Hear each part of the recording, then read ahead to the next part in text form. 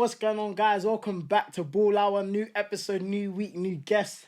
I'm excited. Hopefully, you guys are excited for this episode. We got a big guest on the show today, big superstar. Wait, where do I even start? Or should I let the man introduce himself? Joel, what are you saying? I'm good, man. Man gave me an intro. Bro, we got a superstar in the building. Like, fam, I don't even know if I should start off with the stats or let you introduce yourself first. You know what? Let's go with you introducing yourself first. Go on. So, who's Joel Nouble? Well, Joel Nouble is guys just enjoying football right now. Just enjoying it, man. Clearly, main man at Aldershot. How's your time going there? I'm enjoying it now. Like you said, I'm playing games, doing well, scoring, assisting, player of the month. No, it's going good. Throw that in I didn't throw that in. The man's on fire. 2 player of the months in a row. Yeah, no, it's going Bro, good, man. That is crazy. Like, I saw a stat the other day that said back in December, Aldershot were 3 points away from fighting relegation, and now you man are like 3-5 points within playoffs. Yeah. Apparently that comes down to you because you're the main man down there. Like, no, to be fair, when I saw that picture as well, and that was against Yeovil, we lost 3-0. Obviously, I wasn't playing. Like, I was just like on the bench. I wasn't playing, and that was I think December 28th. Yeah, December 28th. Yeah. But I started Jan 2nd against Woking, and obviously since then, but like. I think 5 points off playoffs now. And you've been playing in those games, man. I've been involved in the games. Alright, you know what? Let me give him a proper introduction. 2018-2019 season, 19 goals, 12 assists, Haringey Borough. You got awards of top goal scorer, Players Player Award, and Supporters Player Award. Season after that, 34 games, 10 goals, 10 assists, Concord. Now, 2020 to 2021 season, 12 games, 3 goals, 5 assists. Why is the man not in the leagues is the question they're going to be asking. What is going on? Bro, those are fire stats. Those are insane. Yeah, no, they are good. Football's one of them games where you just got to keep proving yourself. So I know I'm not where I want to be, but the story ain't finished yet. So I know I'm confident I'll get there, but just got to keep doing my thing, man. So saying come end of the season where you're leaving Aldershot? I'm not saying that. Man's trying to throw me in there. No, look, I'm just enjoying football. I just want to focus on the end of the season. It seems like you're enjoying football, man, and that's good. I feel like when players are enjoying football, you know, that's when they start to pull off, you know, numbers. And your numbers are crazy. Like, those are insane. Like, I would love to get numbers like that. Me, I don't touch like, I think the most assists I've got in the season is 2. 2? Bro, I played 20 games as well. It's a bit mad. That's a bit mad. Bro, hey, look, work in progress over here. But what I wanted to know is, like, what's it like playing in National League? I feel like a lot of players that I speak to nowadays, or they're like, oh, I want to be in the National League. I want to be in the National League. Because National League is actually a very competitive league. Like, every season I've looked at it, like, from 1st to 7th, or even 8th. We can even stretch it as far as 9th. Yeah. Teams are tight with numbers. 100%. Like, what's it like playing in there, man? I'll say compared to, because like I came through Ram and Prem and Comp South and our National League, I'll say there's a lot of, like, most players all know what they're doing, sort of thing. Like, when in Ram and Prem, there's a couple of players that are a bit shaky. Like, been in Comp South like that, but in National League, there's a lot of players in National League that can play league or they've come from league. So it's a very good standard. But for myself, I didn't see it as much of a step up sort of thing, because you're meant to be there. Yeah, like, my mindset is I want to play higher. So if I come National League, it shouldn't be a thing of I'm scared or thinking, oh, I don't know if I can handle it. I'm thinking I know I can handle it, so I just got to prove it. So, but there's a lot of teams there's a lot of good players, to be fair, that I've come across. One thing for me, like, I feel like, because the stats are mad, and I feel like you lot are doing well. Ever since, like, I've seen you started being playing, Aldershot are pulling off mad results. Yeah. You're in the higher places. And my question to you is, like, how does it feel knowing that teams set up against you? Like, yes, they set up against Aldershot, but teams set up to try and nullify the threat. Yeah. And the threat is Joel Nouble. So how do you feel knowing that you're walking into game day and the team's thinking, okay, boys, when he's on the ball, I want 2 man on him. Yeah. To be like, I'll say I'm used to it now, because this happened from Concord days. So when I was at Concord, the first month of the season, like I was on flames. Like I was having one-on-ones the whole game. Put and I was like, bro, you can't be giving me one-on-ones the whole game. This is how the season's gonna be. I'm gonna have a crazy season. When we played against Woolstone, they were top of the league. And to be fair, at the end of the year, they won the league. Yeah, they're a good team. So yeah, they were a good team. So we played against them, and I was getting double teamed from the start. So I was like, why am I getting double teamed from the start? So mid-game, I'm talking to one of the players. I'm like, well, I'm not getting one-on-ones. They're like, bro, we have to nullify you. Like, if we nullify you, the team's kind of done, sort of thing. So from then, like I was thinking, wow, this is mad. You know when you see like Prem and all of that, where they talk about main players and like they gotta like kind of like try to stop them. I'm thinking, wow, that's how they must feel. So I'm kind of used to it. It's because the way I play, I like being involved in games. I don't like bypassing, just run around it. Like, I want to be involved, but because it's happened to me for a while, I kind of get used to it. Try to use it for the betterment of the team. So do you feel like this is preparing you for like the next level that you're trying to, the next step up that you're trying to make in your career? Probably the next step will probably be the same. Teams probably won't really put respect on my name. They'll probably think, oh, he's come from non-league. Yeah. Let's kind of leave him. And I don't mind that. Give me space. Give me one-on-ones. I'll take that all day. So being in a situation where you're like going into games and you know you're gonna have a like one-on-one, now that you have a 2-on-1, like what's your confidence like then? Because if you're handling man one-on-one and then you go to like a 2v1 and you're still like beating man and getting goals and assists, like what's your confidence like? It must be crazy. No, it's crazy. Like to be fair, my confidence is always high regardless.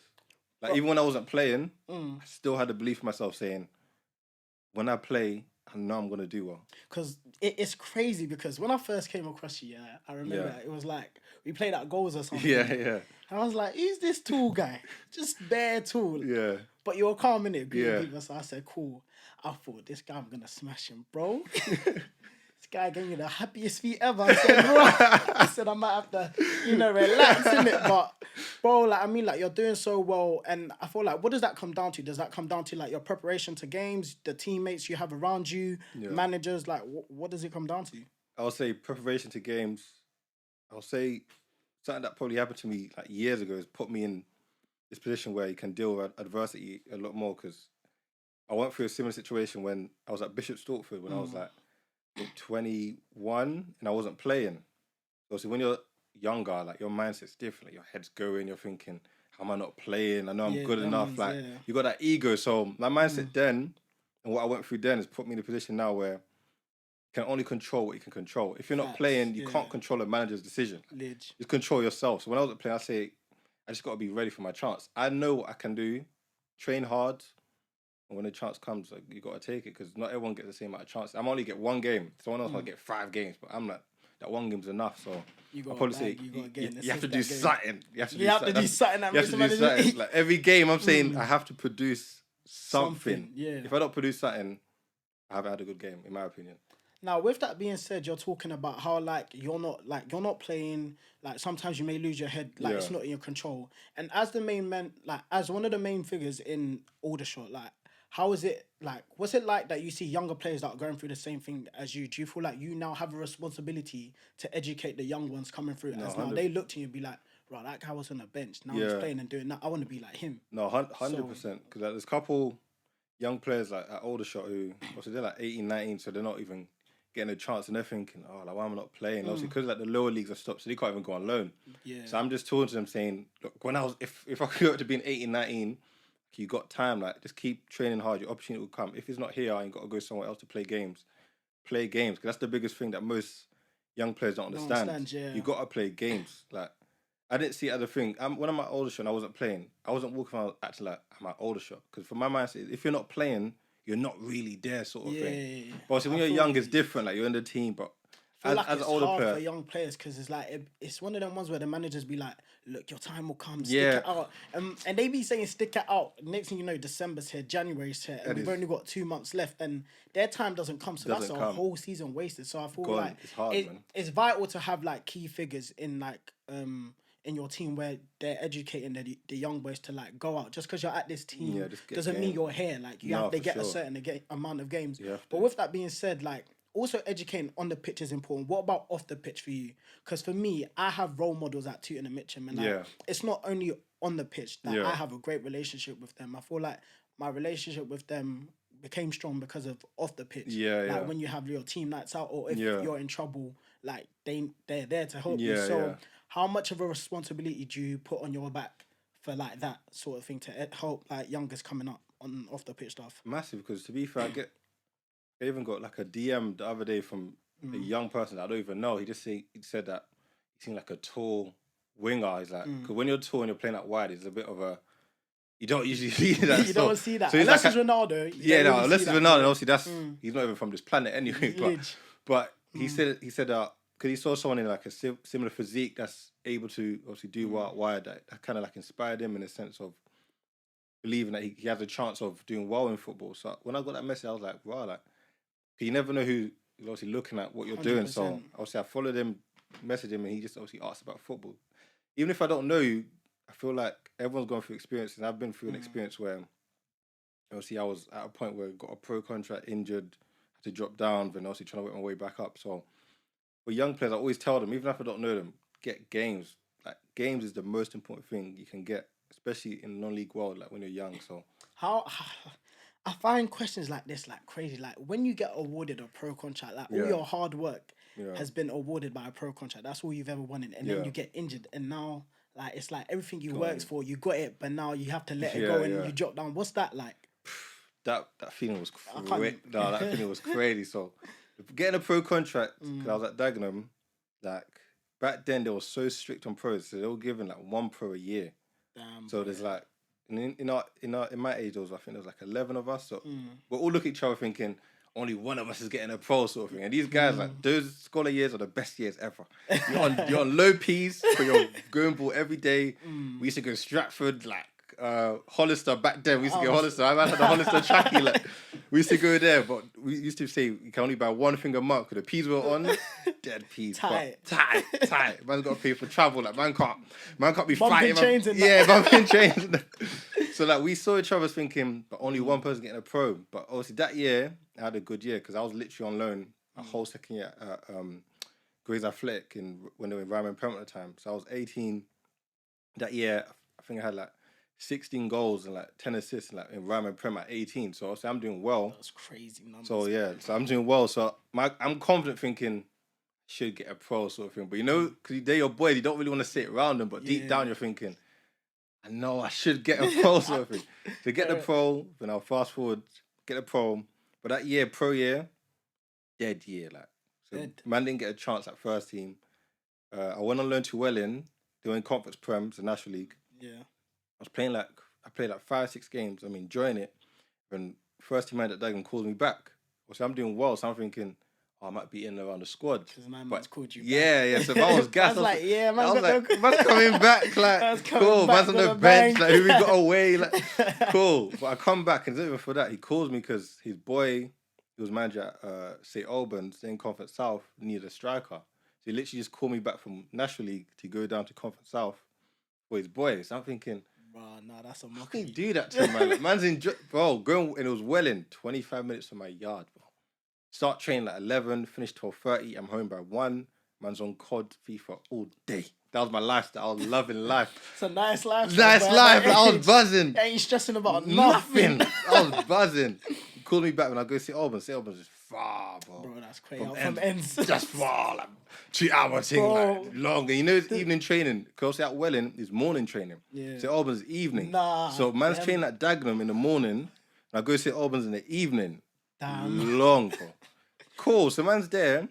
I play about 7 games. I don't start until my 5th game.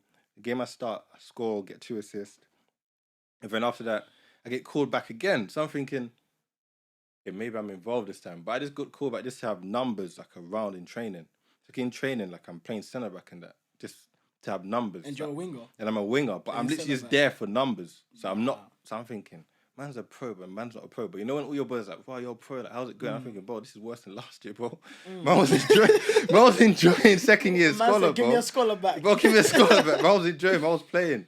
So cool. When I end up going back to Grays. So I've gone on loan from National League, Conference South, back to Ryman Prem in my pro year. So I've gone down in loans, like level wise. That's crazy. But I just want to play games. I'm going back to Grays. I need to play games. I just need games. Play games. Obviously, I'm doing well, but then my knee felt weird. We had a cup semi-final. My knee felt weird, like, in the warm-up, but because it's a semi-final, I'm like, I want to play, like, because I ain't been to a final or nothing like that, so I'm like, I want to play the game, I scored the winning goal, win 2-1, buzzing, but the next day, my knee's finished. But usually, when you're injured at Dagenham, you have to come in the next day. But I didn't want to go in the next day because I was like, I need a lay-in. Massive time, innit? No, not even massive time. Man thought semi-final, a bag to win now.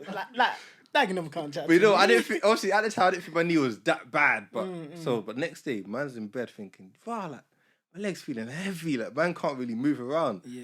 And this, obviously, the game was on a Wednesday. I didn't go in on a Thursday, so I go in on a Friday. But obviously, usually Fridays are like chill days. I go through set pieces, walk around, you go in. But because, obviously, I've got game on Saturday, but because I'm on loan, they don't really respect you like that. So the people not really playing, you do like small Saturday games. But my mindset was, I'll go in and after training, go to the physio and be like, I feel like I hurt my knee in training, but obviously not from the game, but just blag and say it's in training. Because if you don't go in, that's a fine. Man's not on a lot of P's at that. So those fines are heavy. Like, man had a car as well, so man's got to weigh up everything. But cool, we do small Saturday games, and obviously they say, noobs, you've got to stay out and do it. I'm thinking, man can't really move around. Like, man's limping, but I could get away with it because we're literally just walking around in training. Do the small Saturday games, the ball's in the air. Obviously, because I'm a big man, you have to go up for the header. So when I went for the header and I landed, my knee just felt weird. That's what the manager said, I got to go in. Go in, see the physio. He says, you might have jarred your knee, which ain't too bad. It's like 4 to 6 weeks. But he's like, we'll get a scan on Monday. So I said, don't go to the game for Grace tomorrow, Saturday. Go Monday, get a scan, get the result back Wednesday. When he says my cartilage. So they're like, you could get surgery on your cartilage on Friday, or go see a knee specialist and see what they say. So I'm thinking, wait a minute. 1 minute he's saying it's a jarred knee, now it's cartilage, and I have to have surgery in 2 days. So I'm like, I said a knee specialist. I said, wait a minute. My head was in a swivel. Like, you know in the movie when their head just go around like just like this, like thinking, what's going on? Cool, see the knee specialist. He's like, because around my knee was strong. He's like, wait 4 weeks and see how your knee recovers. You might have to have surgery, but just wait 4 weeks because everywhere around your knee is pretty strong. I'm like, cool. 4 weeks go by. And before I was meant to see him again, I'm out doing running. So I'm thinking, I don't need to have surgery. Like, I'm out doing running, I'm kicking ball, like doing all like the passing drills, clipping after training. So I'm like, I should be calm. Go see him. He's like to me, yeah, you're going to have surgery. I'm like, what do you mean? He's like, if you don't have surgery, you could actually be done like by football, but like 21, 22. Can never play football again because the cartilage, you got too much, it's bruised up inside. So because it's bruised up inside, you could play on it, but eventually it's going to tear. And by the time where you can't like replace it and repair it, you're going to literally have to retire by 21, 22. And obviously at this time I'm 19, so I'm thinking, I can't retire in 2-3 years. Like, so I'm like, how long will I be out for the surgery? Like, it could be out for like 6 to 8 months. So I'm like, damn. So then I'll go back to the Dagenham first team game. And I swear on my life, I don't remember the game, bro. Man's in the stand just like this. Injured. Surgery. You're just deep in everything. Just everything's going just in your head. Like, when after the game, we had to like walk around, like, where's like last game, home game, like clap the fans, players getting their awards. But I'm telling you, I'm walking around just thinking, having surgery, man's out for like 8 months. Now, because I'm already thinking, in my loans, I'm probably not going to get another pro, like another year. Yeah. And I'm out for 8 months. So I'm like, it's just a double whammy. Like, it's long. So then, obviously, I had the surgery on April 21st. I only remember because 3 days before my mum's birthday. Yeah. So I had the surgery April 21st. Then, obviously, I'm just chilling at home. Obviously, Dagenham's having their meetings about who they're going to keep for next year.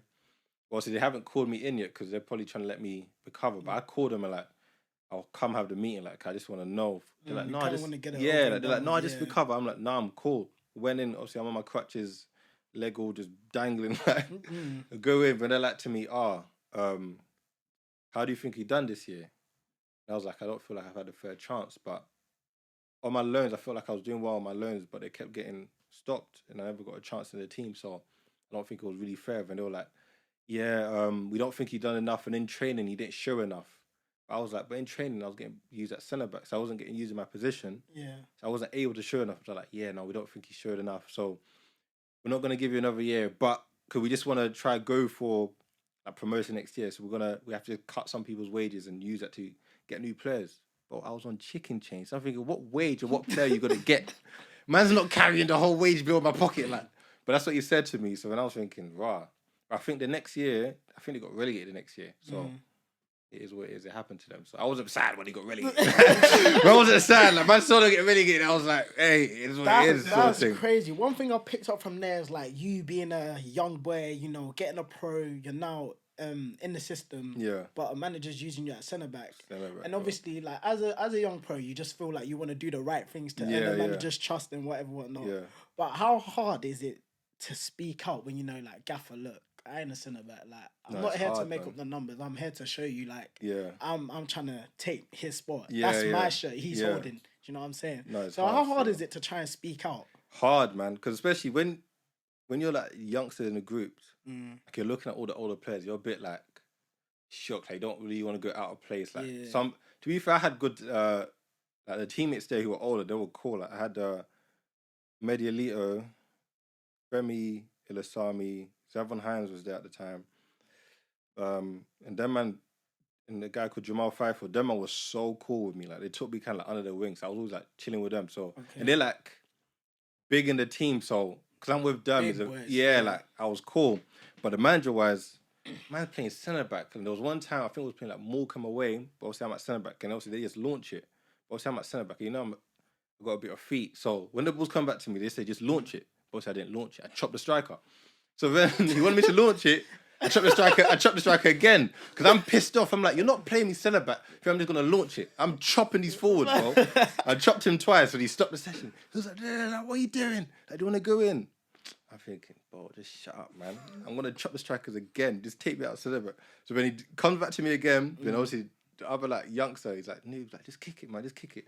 I'm like, bro, I'm not kicking it, bro. They better not pass me the ball. I swear that I'm going to chop this striker. That's big time attitude. 100%. But you know what? I'll do it again. Because at that time, my head was gone. I was thinking, bro, you're saying at the end of the year, I didn't show enough in training. But in training, you didn't give me a chance. So this is where, that was like my first experience of managers just talking nonsense. Because a lot of managers don't make sense when they talk. But obviously, because I've come through youth team, obviously I'm on loan, doing well. So everything's always nice for me. Like managers obviously showing me love, but that was like my first experience where I'm thinking you can't control what the manager does. Like he can say whatever he wants. Man said I didn't show enough, but he didn't give me a chance. So he's like, how can I show if I don't get opportunity? But that was like my first experience. But I'll say it's hard for youngsters. If it happened now, like at Aldershot, they try to play me centre, but impossible. I'm doing that in training. Oh, because you're a massive time. No, because it's different. Then I'm 18. Now I'm 25. You can't. Yeah.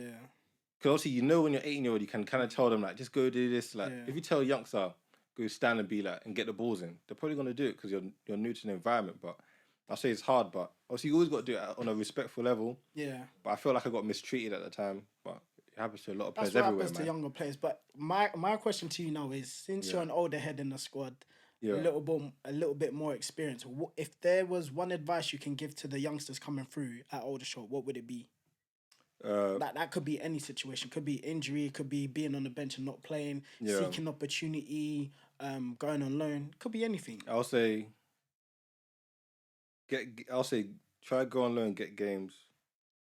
I always see it as, if you see it from a manager's point of view, if you have like a 19-year-old who's played like 60 games like at any level, or another 19-year-old who's in the academy, the 60 games men's football looks better than just playing like under 23s, because you'll say that's more experience. They're more ready for first team. So I'll say get games. If you believe that you're good enough, your talent will prevail. Like if you're talented, eventually it will get you to. It might not get you there in 1 year or 2 years, but if you're talented, you'll get it. So I always tell them get games. Like, but obviously this year's obviously it's hard because of COVID. Because there's one young player like at Aldershot, like it's called Reece Wiley, bro. Baller, bro. From the first session, when I came in my first day, he don't want to drop on the shoulder on me, and I was like. That's me. Yeah, I was nah. I was like, that's sharp. Like, man done it, dropped the shoulder on me, and I was like, see, you know the other players like, who's this? They're like, he's 18, Reece Wiley, like, he's hard. I'm like, bro, hard. So like, me and we chat like all the time, and obviously he's a bit tough for him because he was meant to go on loan, but then COVID stopped it. So he's in and around the team. Like, he trains with us all the time, but he hasn't played a game yet. So I'm just like to him. Obviously, this season's kind of hard. So I was like, next season, you have to go somewhere and play, bro. Because I was like, you're so talented. I promise you're 18. Get games, I promise you, you're gonna be in the league in a couple of years. He's that good. He just has to get games, man. So I always say to the youngers, get games and throw away your pride and ego in terms of saying I have to play at this level at least. If you can play, by all means play. But if you can't play, go somewhere you can get games. And if you're talented, you'll bust through, man. Because if you're good enough, I'm saying the only way you can learn is from games. From the way I played when I was like 19, 20, to now, it's different. Even though I still do similar things, but the way I see the game and my football IQ and that is different just from the amount of games I've played. So interesting. Boy, I can't lie. I'm taken back by that. That's mad. Man came on you and then bro, he done the drop the shoulder, like, man, lost me. No, but one thing I wanted to speak about is, like, this was big when you were at Harringay. It was all over the news. I'm pretty sure you remember FA Cup game against Yeovil. Yeah. And I think it was your goalkeeper that got racially abused and you lot ended up walking off the pitch. Like, what was that like? Like, being in the newspaper, like, it's broadcasted. Was that game live as well? It wasn't live, but to be fair, that was a year after me. I wasn't there. That's okay. Yeah, I was at Concord, but obviously I spoke to the players, and that's just like crazy. Like, so obviously them walking off, because I think first it happened to a player called Kobe. He was like centre back. Oh yeah, he's a baller. So before even the penalty, he's hard. He's at Sutton now, so he's hard. But it happened to him first, and then the goalkeeper during the pen, obviously they're behind the goal, getting onto him. So them walking off, they thought it was the right thing, and obviously Yeovil players, they agreed with them. So. No, that's massive, man. Because when it happened, I think I'm at a game and I'm just seeing it on my phone. I'm thinking, I'm sitting in the group chat with some of the players. So I'm like, yo, like, man, I'm like, what's going on? And Kobe was like, his head was gone. He's thinking, to ever go through that is crazy, especially where they're having monkey noises. So I think someone threw a bottle at the keeper's head as well. Like, and the keeper is the coolest guy Valerie, you'll ever meet. Yeah. Like, he can't hurt a fly. Like, he's too cool. Like, and then for him to even get mad, you know. You've gone some next level.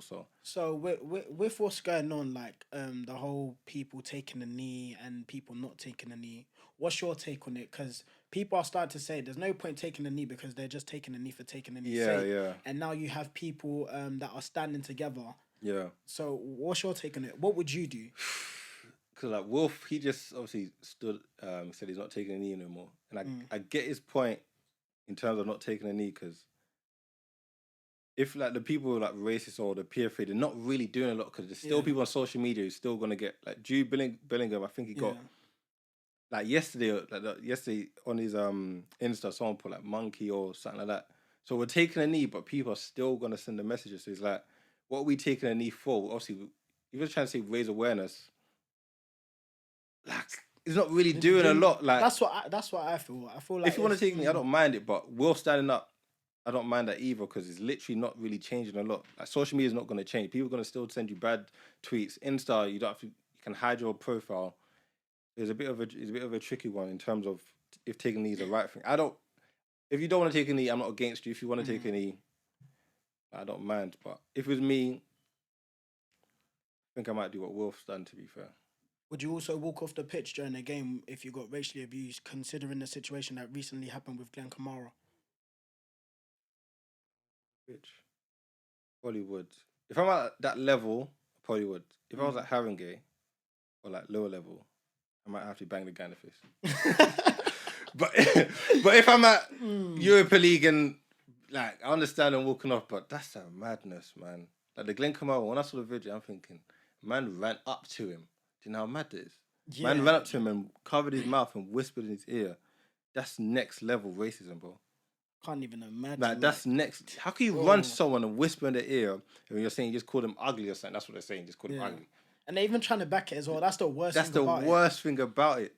Do you see the poster that the fans put? Yeah. Where I think I can't remember what he said, but like fans. They were basically supporting the player that done what he done, but it's just crazy. I feel like crazy. I feel like more needs to be done and more can be done, but it's just one of them ones where. What we want to happen won't happen because of just people higher up. Yeah, there's too much. Like, there's a lot of people that we higher up and they're probably racist, but you won't know who they are and they probably got all the power behind it. Like, social media is not going to change anytime soon. Like, people are going to keep sending these messages every day. Like, there's probably someone who's got a racial comment now. Like, and what are you going to do? Go on their profile where there's no link to their actual name, address, number. You're not going to find them. So the whole thing's a bit of a annoying, man. Very annoying. I hear it, but one question I have is, what's next for Joe Nouble? I'm calling you Nouble, man. You're not. Bro, it's Nouble, bro. Man's got a bit of flair. That's what you got at the flavour. You got at the flavour, bro. That's the way I play. Like, man's got a bit of flair with my style. What's next for the man? You always got to dream big. So I want to get into the league. So that's the aim. That's the aim. How high are we talking? Also, look, the biggest dream, you always want to play Prem. If you don't reach Prem and reach Champ, happy days. I won't be mad. So my dream is still reach Prem. You look at Jamie Vardy, man, blowing through. Like, you never know, man. So, but that's the main dream. Yeah. But it's one of them things. If I don't reach Prem, it's not a thing I'm going to be like, I failed in my life or something like that. But obviously, that's the ultimate goal. You just got to try working hard to get there. But... All right, cool. So to wrap it up, because you were late for this interview, yeah. For good reasons. You either got to give Ball Hour a fine, okay, or you've got an initiation to do. So, are you ready to sing, or are you gonna pay the fine? Which one? Man's a performer, you know. Are you sure? Man's a performer. All right, cool. So you got 10 seconds to run the tune for us. All right, cool.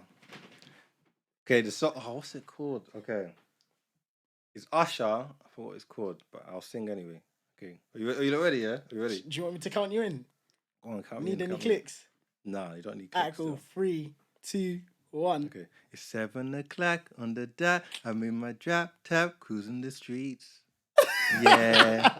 I got a pretty pill. Hey, give the man a round of applause. I'm a performer, like, on the foot, off the field, gentlemen, like, I'm a performer. It's been Joe Nouble, whatever you want to call it. Happy feet.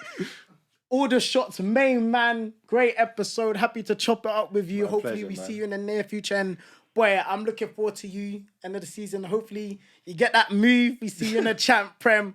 But guys, that's been another episode of Ball Hour. Take care, stay blessed, and hopefully we catch you guys in the near future.